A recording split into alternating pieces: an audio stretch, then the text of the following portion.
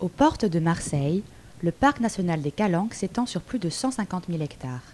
La partie marine représente plus de 90% de la surface du parc. Ces eaux abritent une biodiversité rare, plus de 60 espèces végétales et animales, comme le corail rouge ou le corbe. Pourtant, certains clubs de plongée n'hésitent pas à perturber la faune pour faire plaisir aux clients. Afin de protéger le milieu, les autorités du parc ont donc mis en place une charte de la plongée responsable. Cette charte, elle s'applique au territoire particulier du parc national. Il s'agit d'un engagement volontaire des pratiquants à respecter un certain nombre de grands principes avant, pendant et après, on va dire, leur plongée, dans le but de préserver le milieu. Le mouillage, la stabilisation, toucher qu'avec les yeux, respecter la vie marine. Et le dernier, participer en gros à la collecte d'informations, être vraiment un acteur de sa propre pratique, en collaborant, en participant à la veille écologique des sites.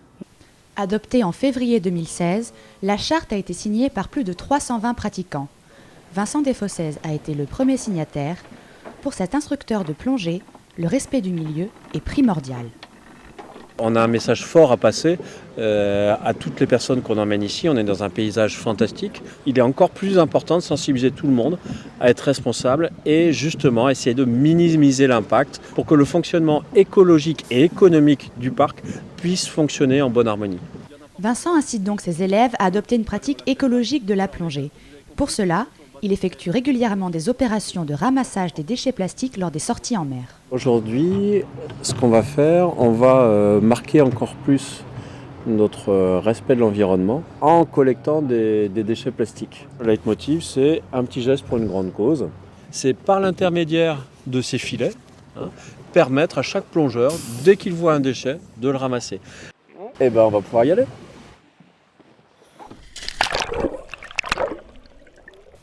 Chaque plongée rapporte son lot de déchets.